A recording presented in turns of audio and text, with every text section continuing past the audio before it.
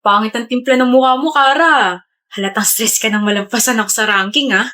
Hindi naman masyado, Kal. Pero at least hindi katulad mo na wala pang ginagawa at iniisip Ang sama-sama na agad ng timpla ng mukha mo. Nakakainis talaga yun. O ikaw, high blood ka na naman kay Kara. Ano? Musta? Tsaka, please lang, huwag mo na akong asarin doon sa manananggal na yun. Hindi naman ako katulad mo. Ano ba kasi yun? Nga pala. Salamat doon sa ginawa mo para sa amin ni Jessie. Medyo na-stress ako sa'yo pero proud na proud ako na nakaamin ka sa harap ko. Anyway, may gusto ka ba? Love life! Gusto ko ng love life. Nakakainis! Sabay pala kami magla-lunch ni Jessie. Una na ako Good luck dyan sa gusto mo. Palagi na lang akong tuloy para sa dalawang tao. Paano naman ako na hindi makatawid papunta sa taong para sa akin dahil lang sa ubos na yung pampagawa ng tulay ko? Ayoko na nga.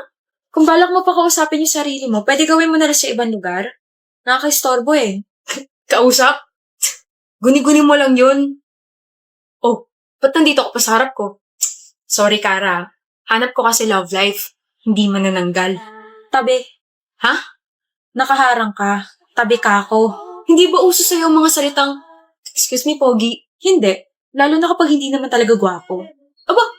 Gwapo ako sabi ng nanay ko. Wala naman ako sinabi na ikaw yung tinutukoy ko. So, gwapo talaga ako sa paningin mo. Hindi. Init talaga ng dugo niya sa akin. Kasi palagi mo akong binabother. Sino hindi maiirita doon? Ano to, pisngi? Kara, ba't bumalik ka? Gusto mo talaga ng atensyon ko, no? Kung di lang kami rivals, baka iisipin kung pwede kami. Bagay pa naman kami. Uy, ikaw. Ano yung inisip mo? Gising! Di pwede yan, gising! Good morning, everybody! Ano? Bakit ka nakatitig? May muta ka pa? Ano yun? Tara, tara na, kain na tayo. Minsan lang talaga siya ngumiti. Ganda niya. Uy, ikaw. Delikado yan, Umalis ka nga sa isipin ko, Kara. Tawag mo ako? Sabi ko, tara. Tara na, Christian. Gutom na ako. Ganyan din ako kay Jessie dati, pre. Naiintindihan kita. Ang ganyan. Kunwari, hindi alam kung ano sinasabi ko. Okay lang yan, pre. Nasa second stage ka pa lang naman. In denial. Ewan ko sa'yo. Tignan mo nga naman, no? Kung sino pa tong lagi kong kaaway, siya pa tong partner ko sa report. Hoy, partner. Hangin ba yung kausap ko, ha? Wala akong panahon para makipaglokohan sa'yo. Let's just do our report para matapos na. Bakit parang mas lalo kaya tang sumungit ngayon? Big deal ba? Hindi naman. Then shut up and bigyan na lang natin ng gagawin ng isa't isa. Magkita tayo sa Sunday. And always reply to my messages. Okay? Bawat araw talagang lumilipas, lalo siya sumusungit. Di ako late. Pogi ko, no? Sa totoo lang, malabo talaga mata ko Wala akong pake. Sungit! Okay, so ito yung magiging introduction natin. And then instead of asking some questions sa audience, let's have a proper debate para alam nila. Nakikinig ka ba? Kung hindi, pwede ka nang umalis. Galit ka ba sa akin? We have to finish our report. Bakit feeling ko mas galit ka sa akin ngayon, Kara? Oh, please. Alam ko namang rivals tayo, pero iba Sino may sabing rivals tayo? Hindi ba? Di ba yun naman yung gusto natin para intense yung labanan sa ACADS? Gusto mo yon. Pero ako, hindi ko gustong rivals tayo. Kara, gusto ko maging tayo. Bakit gusto mo makipaghiwalay? I'm sorry, Aubrey. Kailan, bakit nga? Sabi mo forever na tayo. Sabi mo never ka makikipag-break sa akin. Bakit ganito? Anong ginawa ko para magkaganito ka? Hindi kasi tayo compatible. Hindi compatible pero umabot tayo 1 taon. May mga ganun talaga, Bri. Late na nilang nare-realize na hindi pala sila para sa isa't isa. Huwag na natin ipilit kasi pares na tayo masasaktan. Nasasaktan na ako. I know. Masakit para sa akin tong desisyon na to pero kailangan ko nang bumitaw dahil nahihirapan na tayo. I'm sorry, Aubrey. Maybe sa next life natin, tayo na talaga, di ba? Huwag ka nang malungkot. Huwag ka nang umiyak, okay? Hindi talaga lahat ng relationship nag-work. I'm really sorry for this. Always remember na minahal kita at mahal kita. Sorry. Ano? Break na kayo ni Aubrey? 2 days ago pa. Parang hindi ka broken-hearted Ginusto mo? Siyempre, dada moves na ako dun sa blockmate ko Ganda nun, pre. Maganda si Aubrey. Iba si Aubrey dun sa blockmate na nakilala ko.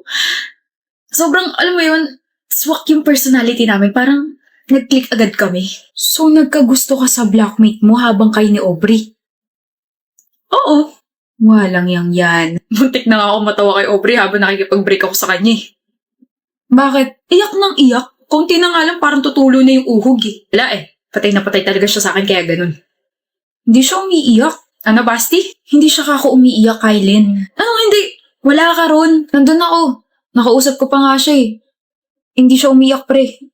Peke yung iyak niya. Breezy. Basti? Kayo na ka pa nandyan? Oo. Sorry, pero... Umiiyak ka lang, diba? Tapos, biglang... Wow, ang bilis namang mag-shift na emotions mo. Hindi naman ako naiyak. Pero, tingin mo nasaktan ako sa pakikipag-break ni Kylen? I already prepared myself kasi alam kong may bago na yung buwisit na yun. Ano raw sabi niya? Masakit para sa kanya yung desisyon na ginawa niya? Maybe sa next life kami na talaga? Sarap isuka ng mga kinain ko kanina. Shucks, kinikilabutan ako. Pero bakit ka umiyak kung ganun? Kasi natutuwa si Kylen kapag umiiyak ako. Feeling niya, kinagwapo niya na iniiyakan siya ng mga babae. So hello, I'm a theater actress. Sayang naman kung hindi ko gagamitin sa kanya yun, di ba? He's already stupid na hindi siya agad nakipag-break sa akin. Pero lalo pa siya magiging tangat bobo kung ipagkakalat niya sa iba na iniyakan ko siya. But trust me, ipopost ako yung bank account ko. Ipagkakalat niya yan sa iba.